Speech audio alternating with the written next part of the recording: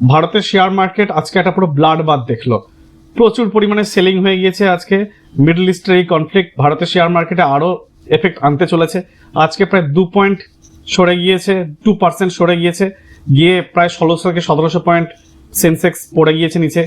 Middle ইস্টের এই conflict যত জটিল হচ্ছে তত ক্রুড অয়েলের প্রাইস বাড়ছে। ইরান মাঝখানে স্ট্রেট অফ হরমুজে থেকে কোনো ক্রুড অয়েল আসতে দিচ্ছে না, তেলের দাম বাড়ছে, সব জিনিসের দাম বাড়ছে। আর ক্যাসকেড সেলিং বেড়ে গিয়েছে, কারণ বেশিরভাগ লোকের স্টপ লস ট্রিগার করে গিয়ে অটোমেটিক সেল হয়ে গিয়েছে।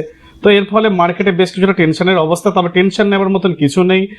বেসিক্যালি ভারতের অর্থনীতি ঠিকই আছে।